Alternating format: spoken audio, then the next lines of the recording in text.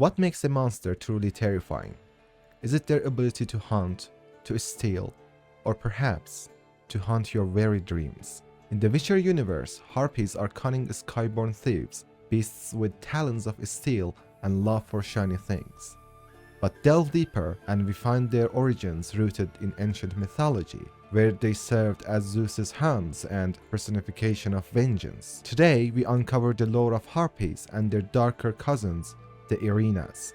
Let's dive in. In The Witcher, harpies are more than just flying nuisance. They're a true menace. These creatures thrive in wild, mountainous regions, nesting high on rocky ledges. But here's the terrifying part.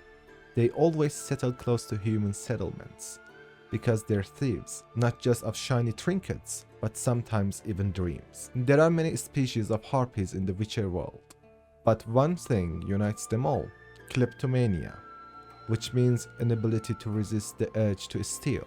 Some harpies steal valuables like jewelry or tools, but what's interesting is that they are after something far more unique: dreams. These dreams, especially ones loaded with strong emotions like recurring nightmares, are harvested and enclosed in magical crystals. For victims, losing a nightmare might sound like a blessing. This shows some level of intelligence, as they are able to meddle with sorcery. Stealing dreams and turning them into magic is no basic sorcery.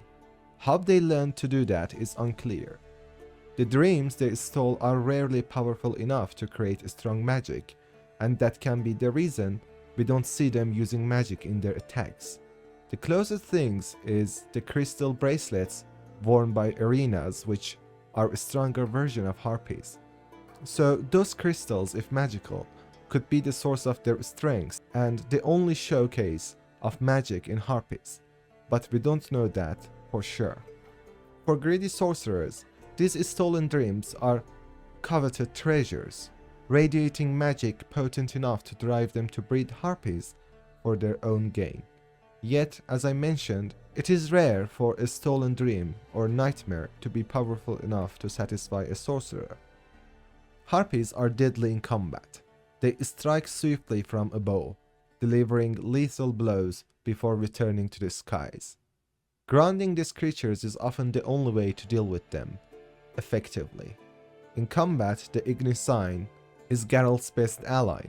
Their feathered wings are flammable, making them vulnerable to fire. However, harpies have an incredible sense of balance, so knocking them from the air is rarely enough. They quickly recover and return for another strike. And then there is Erynias, a specific species of harpies found in Skellige. Larger and more menacing than their counterparts, they are easily identified by the crystal-like bracelets on their hands. Though well-rotten carrion is their food of choice, they will not turn up their noses at fresh meat. A flock of Erynias can tear apart even the most skilled warriors with their razor-sharp talons, aiming for vital areas like the eyes and throat. They will circle about their prey, then attack from several directions at once, striking with razor-sharp talons and tearing their targets to shreds. Harpies in The Witcher are more than just scavengers. They are predators of the sky, thieves of treasures and dreams, and a deadly reminder of how ruthless the natural world can be. But their story doesn't end here. To understand where these creatures truly came from, we need to journey back to the myth that inspired them. But before we do that, let's hear their Witcher entry. Most monsters don't actually keep any treasure in their lairs. Harpies, though, they like shiny things. Letho, Viper School Witcher. It is hard to say what is most repulsive about harpies and their cousins, the shishigas. Their hideous appearance, the overwhelming stench of rotten bird excrement that clings to them, or their blood-curdling screech. Suffice it to say that even rats, who dwell happily among the rankest fecal matter and rotten waste, give their nests wide berth. Harpy nests are most often found atop high cliffs or rocky ravines. Sure signs of having strayed near one are crumbling human and animals' remains, guano-streaked rocks and feathers littering the ground. Harpies and shishigas hunt in flocks consisting of a handful to up to 20 individuals. Though rather cowardly and cautious, harpies fiercely defend their nests and will not hesitate to attack when outnumbering their foes. During combat, they use their ability to fly to dive sick, swiftly to strike their victims, one by one before soaring back up out of reach. They can kill with their wings or their sharp beak and talons.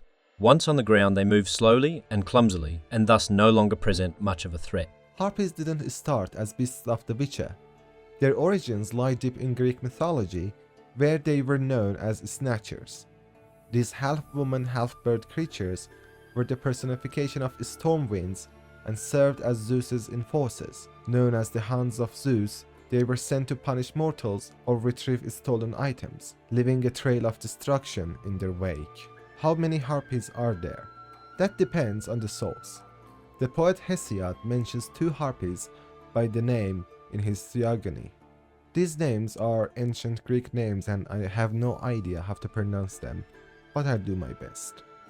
Aelo, meaning rainstorm, and Ocypet, meaning swift flyer. Homer, on the other hand, introduced podargy, or light-foot, in the Odyssey, and the Roman poet adds a 4th harpy, Selenio, or Stormcloud. This brings us to the fascinating blend of Greek and Roman storytelling. The harpy's appearance has evolved over time. Early myths described them as beautiful maidens with wings. Otherworldly, yes, but not necessarily terrifying. However, later accounts paint a much darker picture.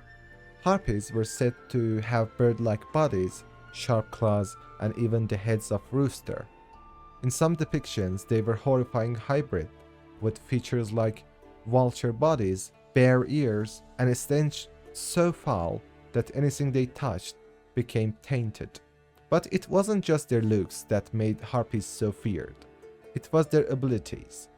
Known for their incredible speed, harpies were said to snatch things or even people away without a trace, embodying the destructive force of storm winds.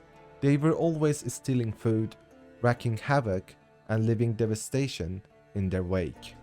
The myth most famously associated with the harpies is the tale of King Finush. King Finush was the king of Theris, who had offended the gods. In the most famous version, he had remarried after his first wife had died, and in his eagerness to make his new bride happy, he allowed her to torture his children. In the other version, King Finush was given the gift of prophecy, but infuriated the gods by revealing too many of their plans. As a punishment, he was blinded, and the gods sent the harpies to torment him. The harpies refused to let him eat by constantly snatching his food or spoiling it with their foul stench. As a result, Finush never got enough to eat and started wasting away. He was finally saved by Jason and Argonauts, who had stopped over in Theris during their journey to collect the Golden Fleece. They wanted to kill the harpies, but their sister Iris persuaded the Argonauts to spare them if they promised to keep away from King Finush. The harpies were then driven off. Whether seen as messengers of the gods, personification of destructive winds, or terrifying omens of doom, the harpies remain one of the most intriguing figures in mythology. Their stories serve as a reminder of the power and unpredictability of nature, as well as consequence of angering the divine. And with that, this video comes to an end. Thank you for watching, and if you enjoyed this video, make sure to like, subscribe, and hit that notification bell so you never miss another Witcher lore video.